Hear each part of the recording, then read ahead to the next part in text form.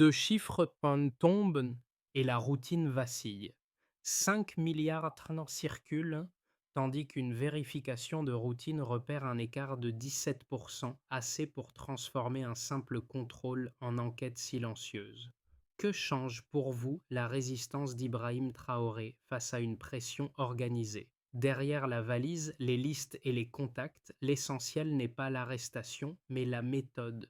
Comparer des flux, relier des microsignaux, élargir la fenêtre temporelle, puis décider sans fracas, c'est là que l'équilibre institutionnel se trouve réellement mis à l'épreuve quand la pression tente d'exploiter la moindre faille administrative. Cette analyse avance avec une promesse claire et un risque assumé. Le bénéfice pour vous est de lire les mécanismes avant les récits. Il s'agit d'expliquer comment un État fragilisé maintient une cohérence stratégique durable sans extrapoler ni attribuer d'intention, en restant strictement arrimé aux éléments disponibles. L'enjeu est immédiat. Distinguer un incident discret d'une rupture spectaculaire et comprendre pourquoi l'accumulation de micro-écarts peut compter davantage qu'un événement isolé. Le risque est double. D'abord, surinterpréter un signe faible en lui prêtant une portée qu'il n'a pas encore. Ensuite, ignorer la logique cumulative qui transforme des anomalies tolérables en architecture de pression. Pour rester clair et rigoureux, le propos avance par étapes, chacune appuyée sur des comparaisons prudentes, des transitions mesurées et une chronologie sans emphase. Ce parcours propose un fil conducteur simple. Observer les flux, comparer les périodes, relier les signaux, puis seulement tirer des conclusions opérationnelles. La question centrale reste volontairement ouverte, non pour créer du suspense, mais pour être traitée avec méthode plutôt qu'émotion collective. La bascule tient à un chiffre précis, un écart de 17% dans des flux internes, détectés lors d'une vérification de routine. Ce n'est pas une alerte spectaculaire, mais suffisamment nette pour déplacer l'analyse d'une anomalie ponctuelle vers l'hypothèse d'un schéma récurrent. À partir de là, l'incident cesse d'être un simple contrôle technique. Il devient un travail méthodique de compréhension structurelle fondé sur l'élargissement de la fenêtre temporelle et la comparaison de périodes équivalentes. Les équipes ne cherchent pas une cause immédiate.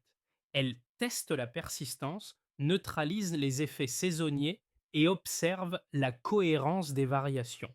Le chiffre n'explique rien à lui seul, mais il oblige à changer de posture. Ce qui semblait bruit statistique mérite désormais une lecture cumulative. Ce déplacement est essentiel pour comprendre le contexte entourant Ibrahim Traoré. Les éléments disponibles décrivent un environnement déjà sous tension, où chaque variation chiffrée prend un sens différent selon qu'elle s'inscrit dans une série courte ou dans une chronologie étendue. L'écart de 17% agit comme révélateur. Il force à comparer, à classer, à replacer les signaux dans des tableaux cohérents plutôt qu'à réagir à chaud. Le cadre institutionnel burkinabé, tel qu'il apparaît dans les sources, privilégie des mécanismes graduels. Les flux sont observés, hiérarchisés, puis mis en regard d'indicateurs antérieurs afin d'identifier des tendances plutôt que des coupables. Dans ce contexte, un visiteur étranger circulant entre sites civils et militaires sans justification administrative claire apparaît d'abord comme une curiosité. Pris isolément, son comportement ne suffit pas à alerter. Mis en relation avec les variations détectées, il devient un point d'attention. La mini-révélation n'est donc pas l'existence d'une tentative explicite, mais la convergence de signaux faibles. Documents évoquant des transferts, numéros étrangers récurrents, déplacements atypiques, aucun élément ne prouve quoi que ce soit seul.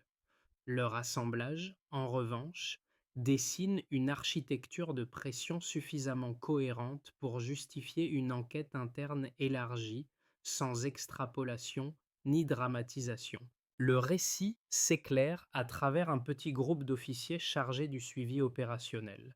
Leur rôle n'est ni politique ni interprétatif. Il est méthodique, observé, consigné, rapproché. Ils occupent une position intermédiaire, entre des données brutes et une lecture structurée de la situation, ce qui permet de transformer des faits dispersés en éléments exploitables sans exposition publique.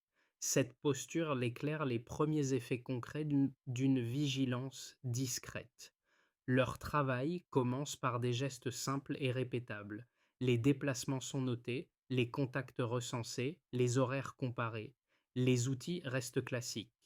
Consignation des trajets, vérification croisée, collecte matérielle limitée et autorisée. À ce stade, rien ne justifie une action visible. Pourtant, l'accumulation produit un effet mesurable.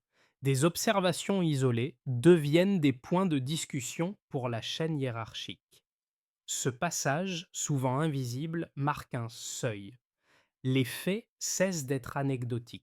Un second effet apparaît dans la coordination interne.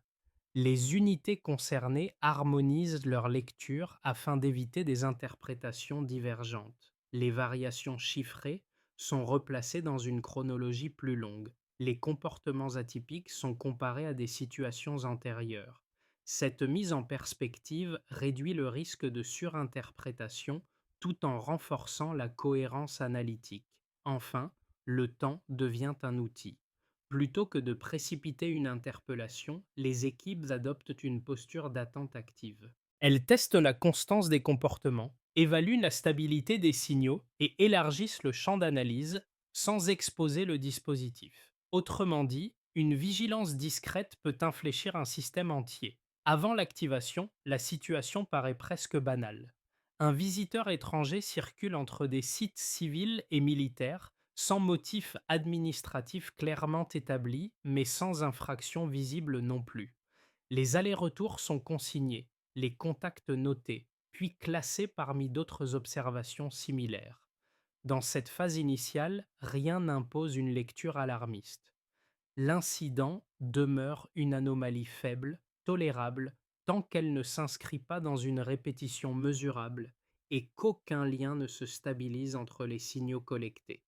L'activation survient lorsque les éléments commencent à se répondre. Les déplacements observés coïncident avec des références à des transferts évoqués dans des documents saisis par ailleurs. Des numéros étrangers apparaissent de façon récurrente. Les horaires se superposent.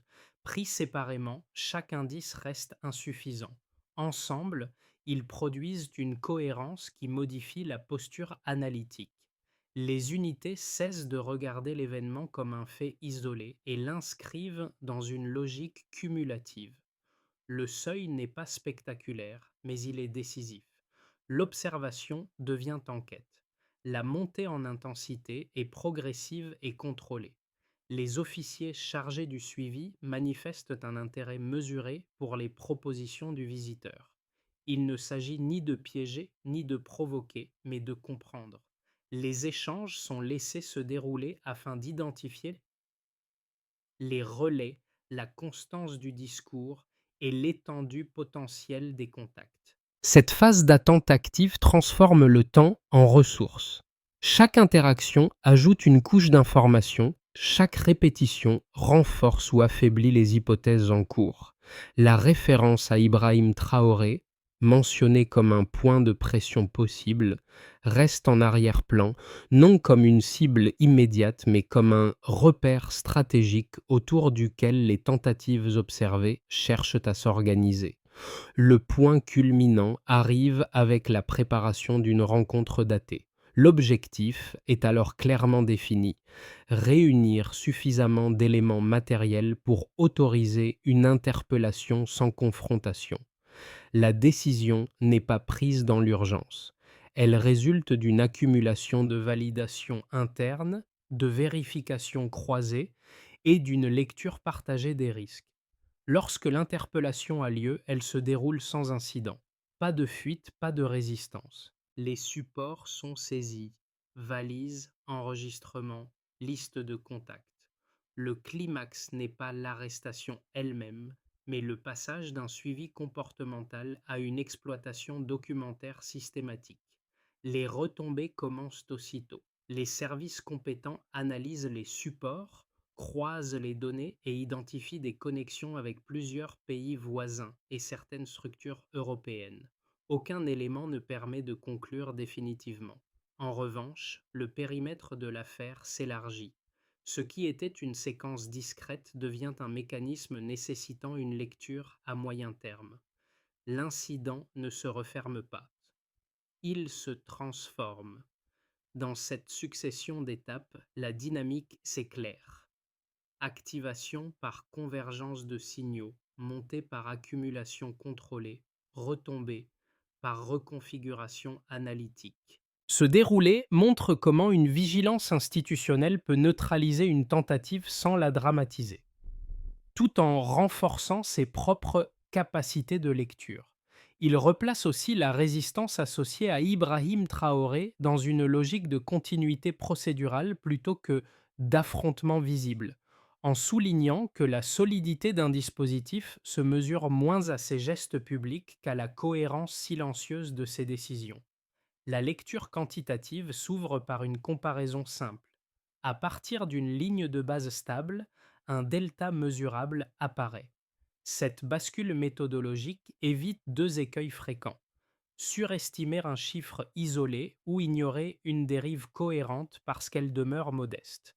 Le principe est constant. Observer ce qui fonctionnait en régime normal, puis mesurer comment un écart, même limité, modifie progressivement l'ensemble du système. Les chiffres ne concluent pas.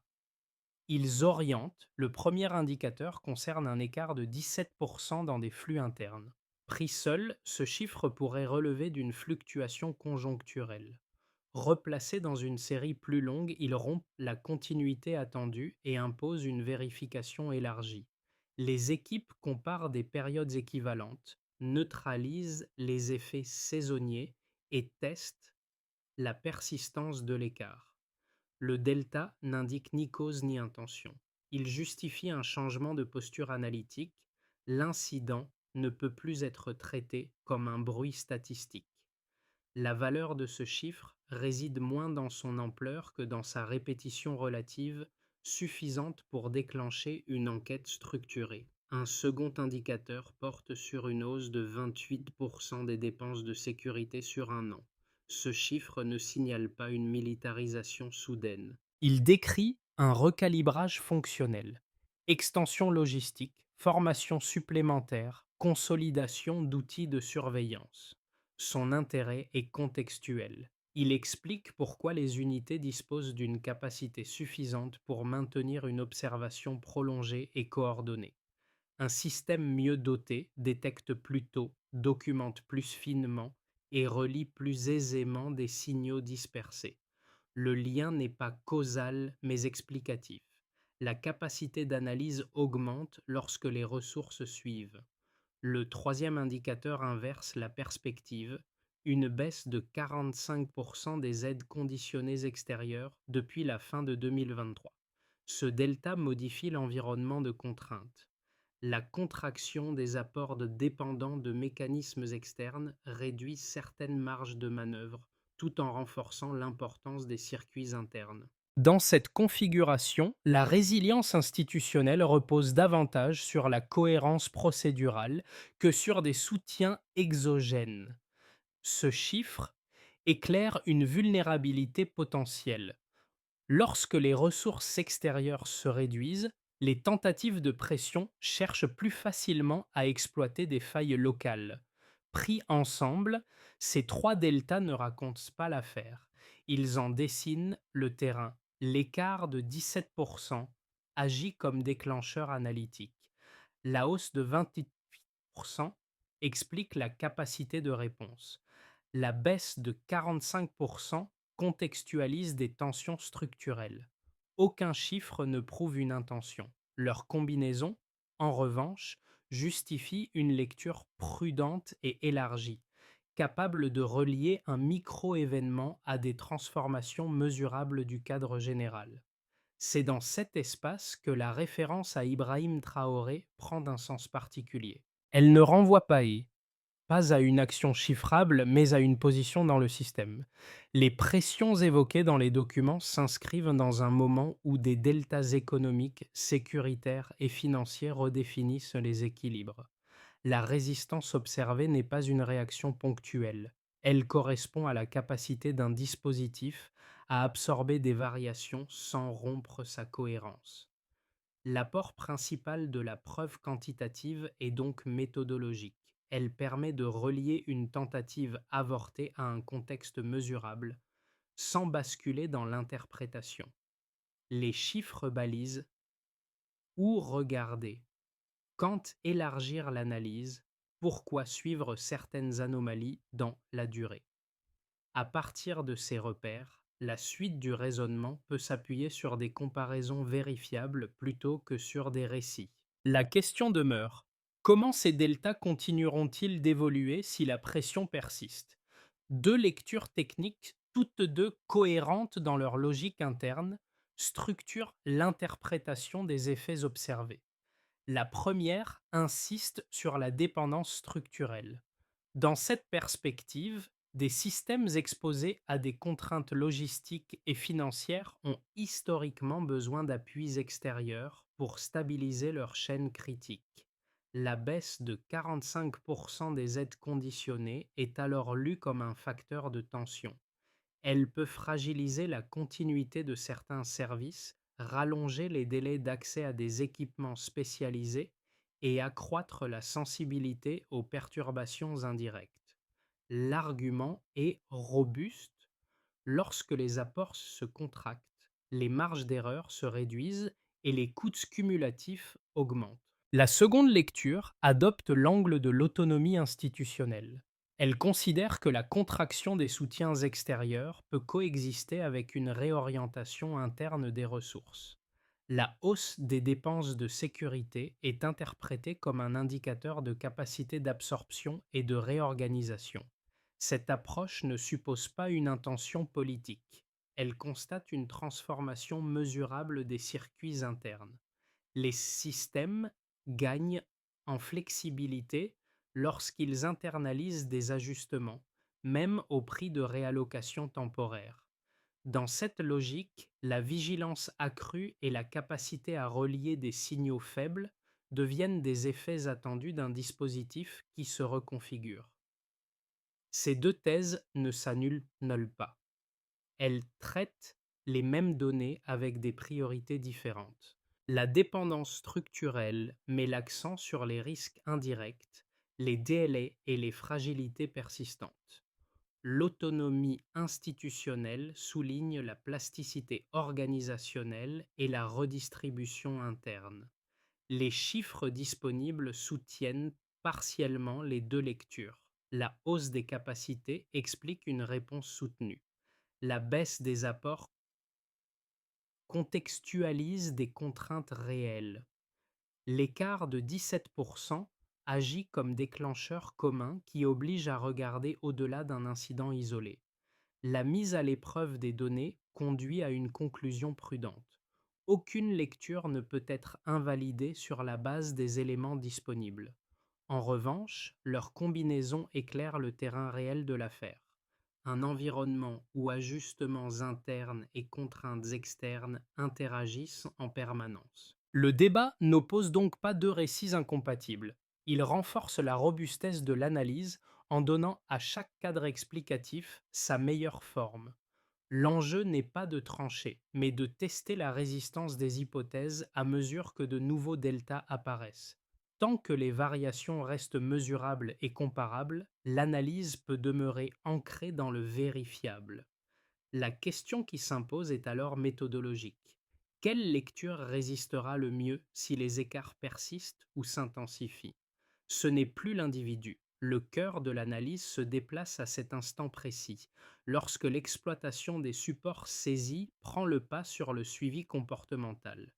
Les déplacements, jusque-là centraux, cessent d'être la source principale d'information. Désormais, ce sont les correspondances, les listes de contacts et les corrélations de flux qui redessinent les hypothèses de travail. L'affaire change de nature. Elle ne se lit plus comme une séquence isolée, mais comme un test de perméabilité systémique. Cette bascule méthodologique élargit immédiatement le périmètre. Les numéros associés à plusieurs pays voisins et à certaines structures européennes n'apportent pas de preuves en eux-mêmes. En revanche, ils imposent une vérification étendue dans le temps et dans l'espace. L'incident ne peut plus être contenu dans une logique individuelle. Il devient un cas d'école sur la manière dont des réseaux potentiels cherchent à identifier des points d'appui sans se rendre visibles. C'est ici que la référence à Ibrahim Traoré s'éclaire autrement. Elle n'apparaît plus comme une cible hypothétique, mais comme un repère fonctionnel autour duquel les pressions tentent de s'organiser. La résistance évoquée dans les éléments disponibles ne prend pas la forme d'un affrontement direct. Elle se manifeste par la continuité des procédures, la rigueur analytique et le refus de conclure avant consolidation des données. Ce changement de focale crée une nouvelle dette de curiosité. Si l'enjeu n'est plus l'homme, mais la structure qu'il révèle, alors la question devient plus large.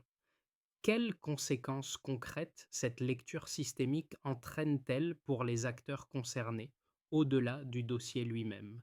Le changement de focale opéré après l'exploitation documentaire ne reste pas cantonné au périmètre de l'enquête. Il reconfigure l'environnement opérationnel de plusieurs catégories d'acteurs, chacune exposée différemment aux ajustements induits.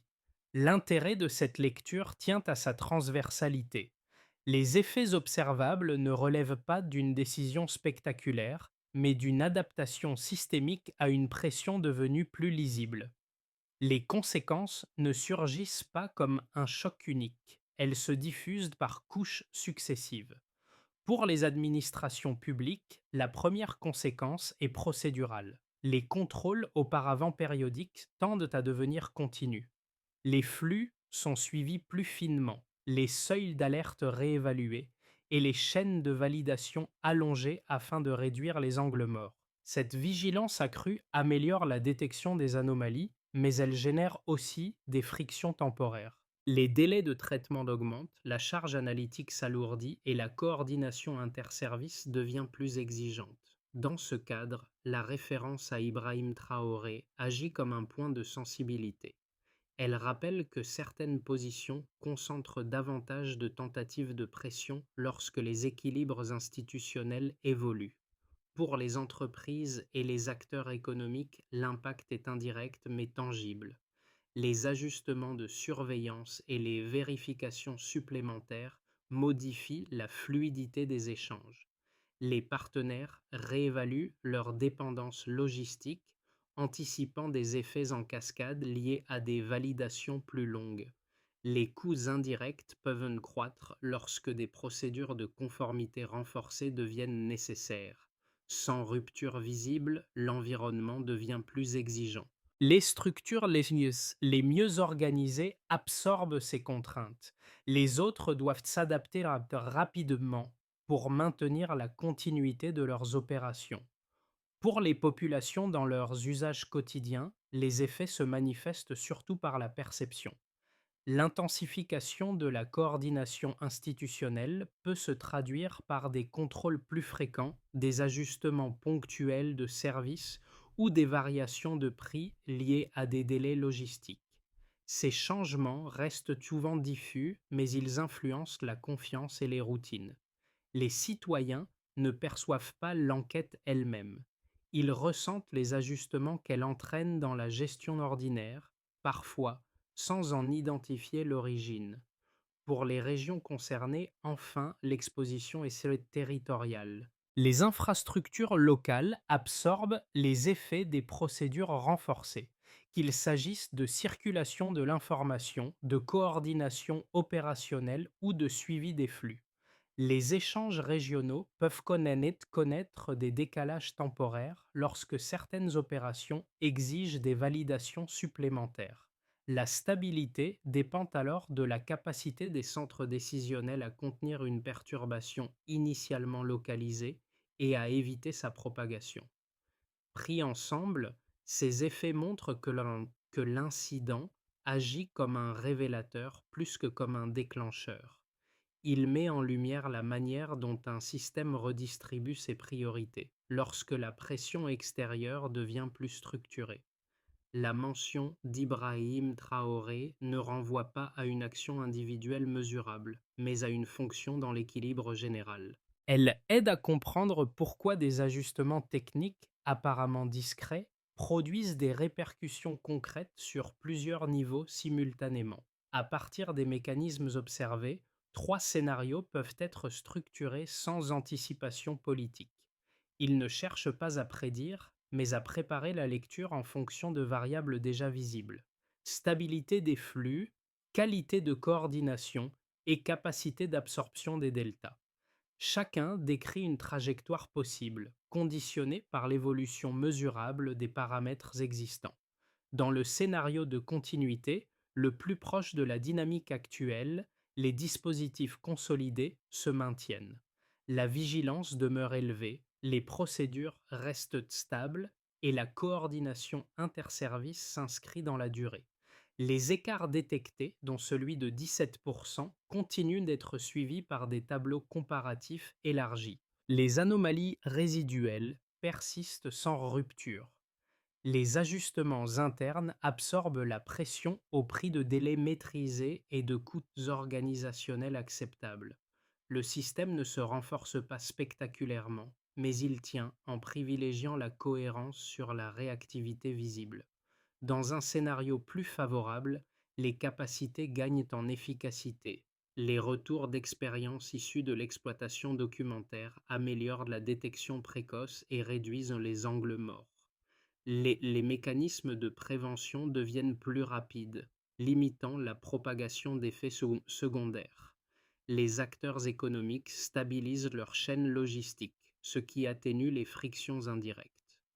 La coordination s'allège, car les procédures gagnent en lisibilité.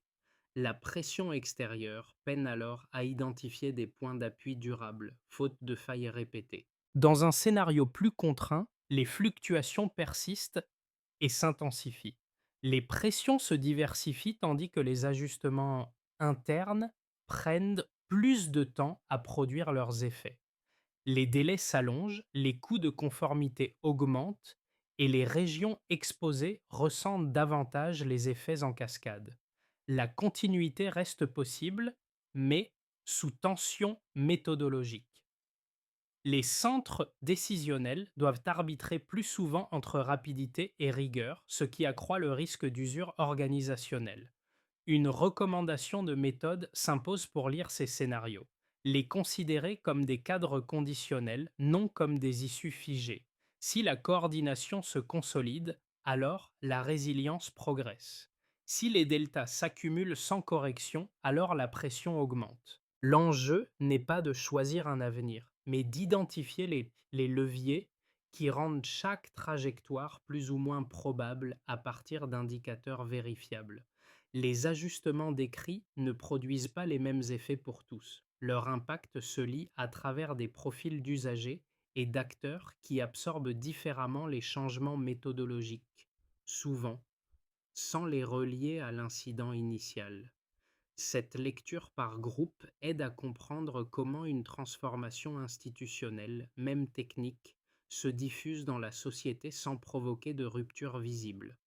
Chez les jeunes actifs et les personnes en début de parcours, l'enjeu principal est l'adaptation.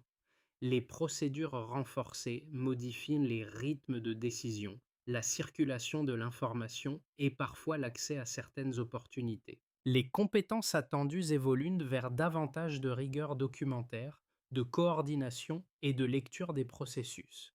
Ces ajustements restent discrets, mais ils influencent des trajectoires individuelles en valorisant la polyvalence et la capacité à travailler avec des cadres plus normés. Pour les ménages et les communautés locales, l'impact est plus diffus. Il se manifeste par la stabilité ou l'instabilité des conditions de vie quotidiennes, des délais administratifs légèrement allongés, des variations ponctuelles de prix liées à des frictions logistiques ou une présence institutionnelle plus visible peuvent modifier les routines sans provoquer de choc. Ici, la confiance repose sur la continuité des services essentiels et sur la capacité des dispositifs à absorber la pression sans perturber l'accès aux biens courants. Du côté des acteurs mobiles, de la diaspora et des partenaires externes, la priorité concerne la fluidité des échanges. Les exigences de conformité et les variations dans les flux d'informations influencent la manière de maintenir des opérations stables à distance. L'adaptation passe par une lecture fine des nouvelles règles et par la synchronisation de pratiques hétérogènes afin d'éviter des frictions inutiles. Pris ensemble, ces profils dessinent un paysage composite. Chacun perçoit les effets à son échelle, parfois sans lien direct avec les mécanismes de fond. Situer sa propre expérience dans ce cadre plus large permet de réduire l'incertitude et d'éviter la surinterprétation, en comprenant que des changements techniques peuvent en produire des effets concrets, graduels et durables. À ce stade, les éléments disponibles permettent de dégager une feuille de route centrée sur des actions reproductibles plutôt que sur des intentions supposées. L'objectif n'est pas de répondre à un événement précis, mais de stabiliser un système soumis à des pressions multiples. Dans ce cadre, la référence à Ibrahim Traoré sert de point d'ancrage analytique.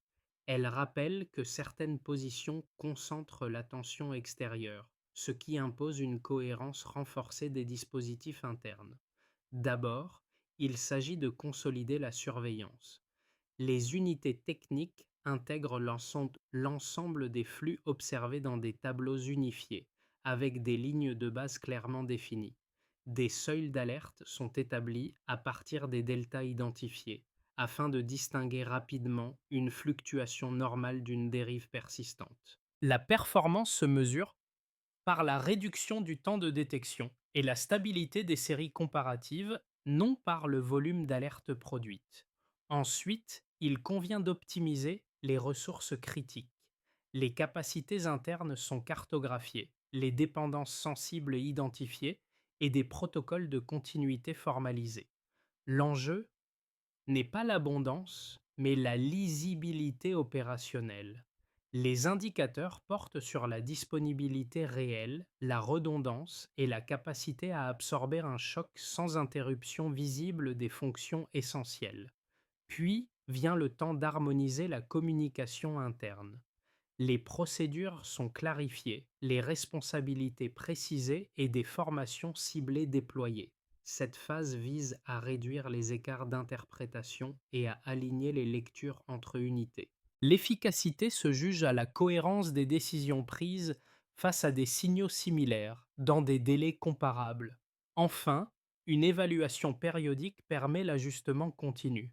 Des audits réguliers comparent les écarts résiduels aux lignes de référence initiales.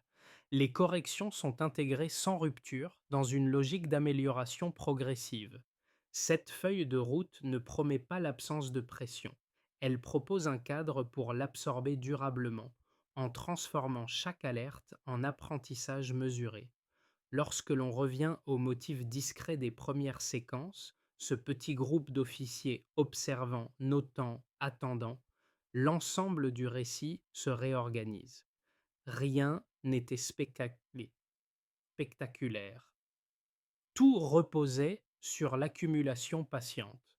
Chaque déplacement consigné, chaque flux comparé, chaque seuil réévalué a transformé une suspicion mineure en apprentissage durable. Le fil conducteur n'a jamais été l'interpellation elle-même, mais la manière dont un système apprend en continu sans rompre son équilibre. Dans cette perspective, la référence à Ibrahim Traoré cesse d'être un point de tension isolé. Elle devient un symbole fonctionnel. Elle rappelle que certaines positions cristallisent les pressions extérieures, non parce qu'elles provoquent, mais parce qu'elles structurent d'un équilibre que d'autres cherchent à infléchir. La résistance observée ne se lie pas dans un geste unique ni dans une déclaration publique. Elle s'inscrit dans la constance des procédures, la discipline analytique et la capacité à relier des micro-décisions sur la durée. Le rappel essentiel tient en peu de mots. Ce sont rarement les chocs visibles qui font la solidité d'un dispositif. Ce sont la cohérence silencieuse, la répétition maîtrisée et la capacité à transformer des signaux faibles en repères durables. L'affaire décrite ne se conclut pas par une victoire éclatante, mais par une maturité accrue dans la lecture des risques. Au terme de ce parcours, il ne s'agit pas de refermer une affaire, mais d'ouvrir un espace de réflexion partagée. Les éléments présentés, chiffres limités, procédure décrite, enchaînement prudent, ne forment pas un verdict. Ils dessinent un cadre de lecture. Ce cadre montre comment des systèmes réagissent lorsqu'ils sont soumis à des pressions discrètes, continues, parfois invisibles, et comment la compréhension progresse par comparaison patiente plutôt que par révélation soudaine. Pour vous, l'enjeu n'est pas de trancher mais de situer. Situer un événement dans une chronologie. Situer un chiffre par rapport à sa ligne de base. Situer une figure, comme Ibrahim Traoré, non dans un récit personnalisé, mais dans une architecture plus large où certaines positions deviennent des points de pression récurrents.